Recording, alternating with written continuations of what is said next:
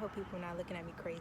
So I just told the story, but I realized I was telling it in like pieces. So I got it all together now though.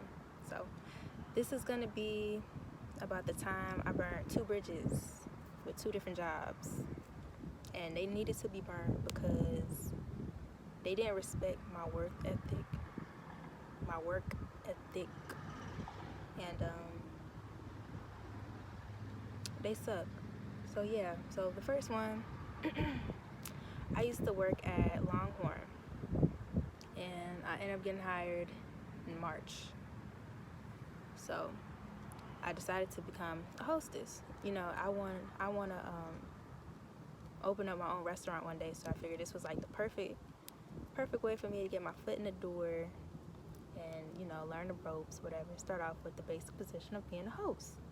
All you gotta do is just like wipe down the table, pick up the cups and the utensils, and yeah, just make sure the dining room looks nice. And of course, greet people at the door and see them and stuff. So that's what I was doing. And I guess I got hired at the wrong time because business started getting so slow. Came like June. And I was making like, how much was I making? So I would make $4 an hour plus tips. But my tip out would usually equate to me making $10 an hour at least. That's when it's like an average night or average day, right? That's what it's supposed to be. But because it's so slow and it was in the daytime, I started making like $7 an hour. So it was so dead in there, and I was only working like morning shifts or day shifts because it was only 2 other people that was working for the most part. So let me tell y'all. So it was me, a host. It was another host. We're gonna call him Mark. And then another host. We're gonna call him Lewis. So Mark, he had got hired after me, a few months after me. But you know, he did a good job, you know. But he was in school, so he didn't have like a lot of day shifts. And then Lewis, he'd been with the company for so long. He'd been with them for years. And of course he got all the night shifts because they gonna hook his schedule up like that because he been with them for so long, right? And then there was a couple of other people that they worked there for a couple of weeks and then they quit, or a couple of months and then they quit. So I ended up getting presented with the job opportunity of becoming a to-go person. There was only one to-go person, and whenever she wanted to like call out, you know, they had to depend on like another waitress to do the to-go job. So I guess they figured it's time for like another to-go person. So it was sometime in the summer they told me that my manager specifically, it was a general manager and 3 managers, manager 1, 2, and 3. That's what I'm gonna call him. I had manager 3. So manager 3, he was the nice guy out of the pack, and he was the least respected. And he would hire these hosts, but they would not stick around. So basically, he stuck that hiring host. So it came down to the point where it was just me, Mark, and Lewis. Of course, I'm stuck with all the day shifts because Mark, he goes to college in the daytime. Lewis, they gonna always give him night shifts because he don't do day shifts. So I'm making like $7 an hour, and it's getting frustrating because they was promising me I was gonna become a to-go person, but manager 3 just could not do his job properly, and he couldn't find people to space out the times to where, you know, it benefit everybody. So I couldn't become no to-go person. So I was studying and stuff to become the to-go person. I even trained under the girl, and they was telling me like, okay, next you gonna train with this waitress. So I trained with the waitress, and And then they told me I was gonna start like running tables, They wanted me to get like a real feel of like how I felt to like to basically wait a few tables, because as a to-go person, if it get too busy and you're not backed up on orders, you could take a couple tables. So I was working my way through, like, but the process was slow because we didn't have no other hosts. So what happened? One day, it was okay, so I had planned to schedule out on a specific day, right? And I requested it in the little system. And I was like, my bad. So I requested it in the system. By the end of the week, Manager 3 had called me and he was like, hey, I know you requested off, but I can't do that. So I'm like, well, why not? He like, oh, Mark ended up requesting out the same day between you and him. So I'm like, so he requested out first? He was like, yeah. So I still to this day, I don't want to believe it. Because I made sure I scheduled like 3 weeks in advance. Like, how could he? I don't know. I feel like he was lying, but whatever. So, of course, it was a day shift for me. And it was on a Friday. And some other stuff was going on with like me and this guy I was talking to at the time. But I was really frustrated. Like I was getting sick of them because I kept getting promised a position like I never got. Like, you know how terrible that feels? Like a job keep telling you they're gonna give you a raise and they never give you a raise. It's like, why are y'all stringing me on like this? Like, y'all really wasting my time. So what happened? So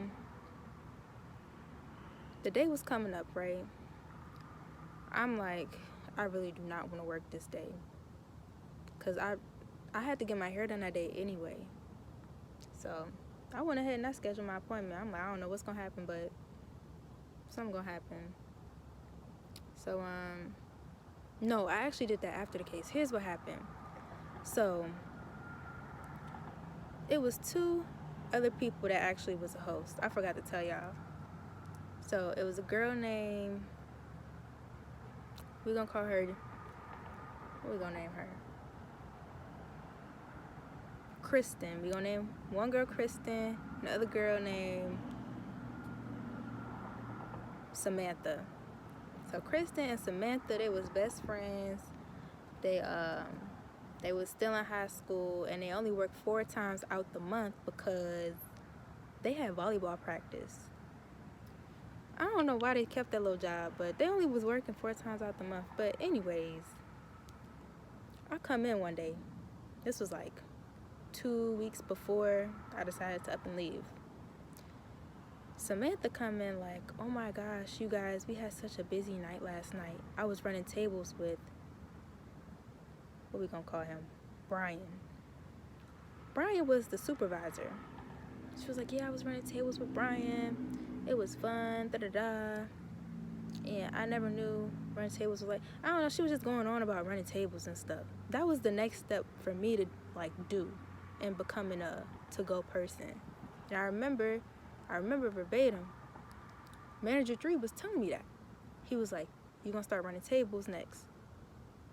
So when I heard Samantha was running tables on a night, they could have called me. I wasn't working that night. They could have called me and had me start running tables and stuff, so that way I could work my way up, but they didn't.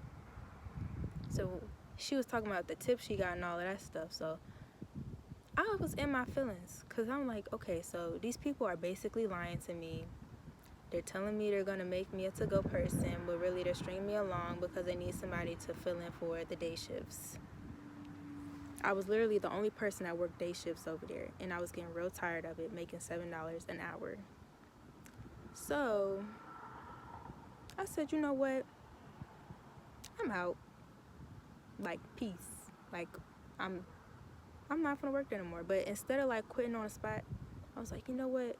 I'm gonna wait till that day, the day they need me the most, the day I requested off and they can't give to me, and I'm gonna just not show up. And that's exactly what I did. I went downtown Atlanta and I got my hair did. I was hanging out at my cousin's restaurant for the day. And I went home and I was blowing my phone up and I ain't answered not now one of their calls because they had me messed up. Like, how dare y'all string me along acting like y'all finna make me a to-go person. Y'all finna make some shake and not do it. Like, I just felt like that was very disrespectful. Like, you playing with me and my time and y'all don't respect the work I put into the restaurant. So that's how I burnt that bridge. I ain't never went back. So the second time, it's not as heartfelt. I wasn't as emotional. Is that what whatever. So the second time, this was the following job I got. So like a few months later, it was like a month later, I ended up getting a job at Target. So I looked at that one as like a blessing because I had put Longhorn on my resume, but I guess they ain't call. They ain't call them. Yeah, I was working at Target, and the only thing with Target was, well, it wasn't no only thing. Target sucks, okay? They'll tell you they pay you $13 an hour, $15 an hour, but they expect you to work for every penny of that $13 or $15 an hour. So, I was what they call them? The beauty something. I was the girl in beauty. And that was really just a sugar-coated title. I was a regular worker just like everybody else was.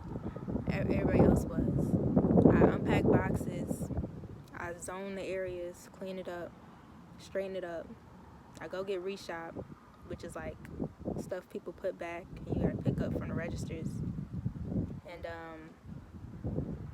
yeah, that's basically all I did. They was sugarcoating and making it seem like, oh, people need help with beauty, you're the girl to go to. Like I was gonna be like the new, you know, like a Sephora like a little lower version of like Sephora workers, right? You know how they help you with makeup and all of that.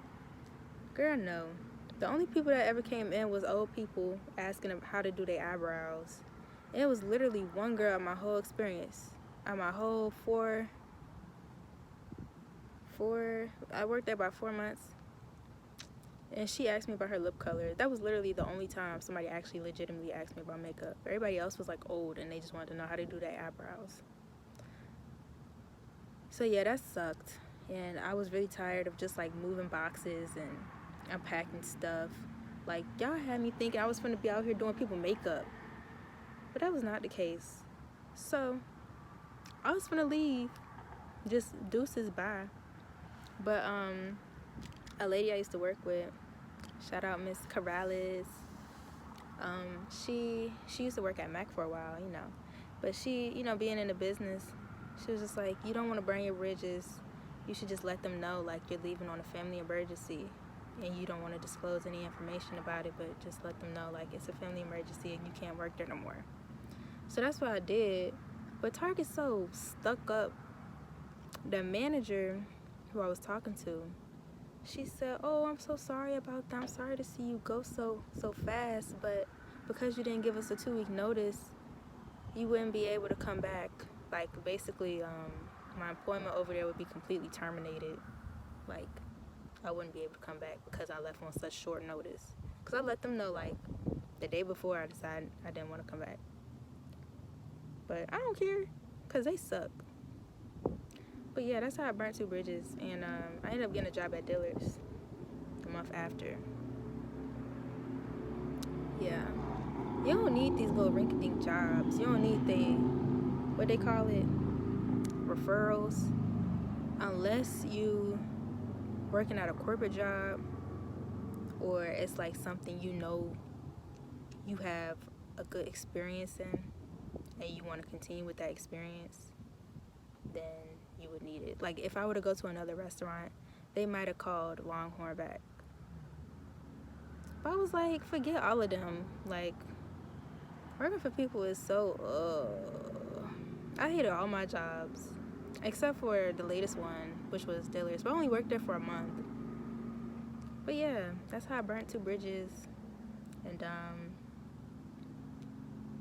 hopefully I'm done working at places under people, because they annoying. Yeah. If I could do it all over again, I would. Thanks for watching. And if y'all have any more video ideas, then please leave them in the comments below.